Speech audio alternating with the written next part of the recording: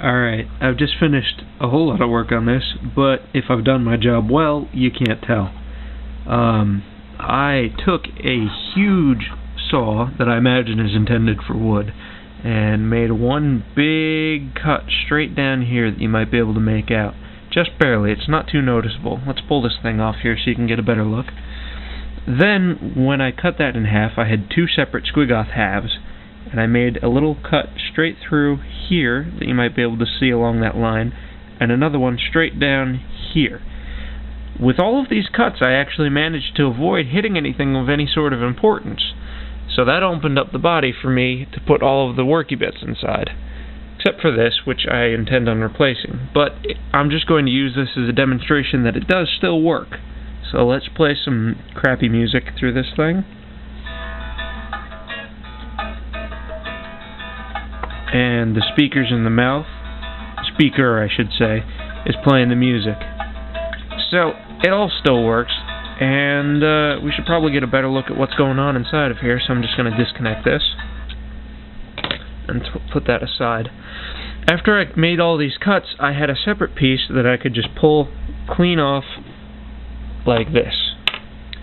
And this piece is basically a top hatch for the Squiggoth, as dumb as it sounds.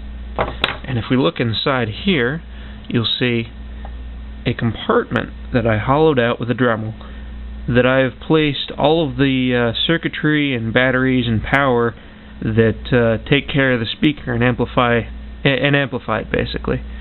Right now this little stereo thing is coming out of here, but it will hopefully be getting replaced soon by an FM radio tuner, which will allow me to play music right from my iPod in my pocket without any sort of extra hookups, and it'll let me keep the entire thing closed up.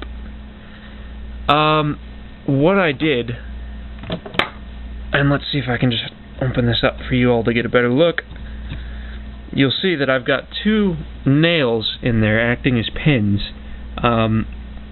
They actually hold the thing together pretty well, although I plan on gluing it along this whole seam when I'm good and done, and green stuff in the gap between here. But let's just pull this apart for a moment so you can get a better look. And this is the entirety of what's inside. You have this little circuit thing, which I cannibalized out of a cheap pair of iPod speakers. And let's turn this off to save some battery power as well. And you can pull this right out of here. It goes in through the top as well. And I've just got it roughly wired into the speaker that you can see coming in through the mouth here.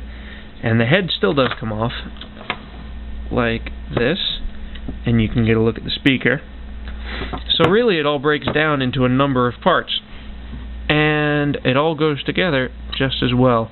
I actually had to trial and error some of these holes for the pins, but once I got them lined up just right, I was very happy with how it turned out.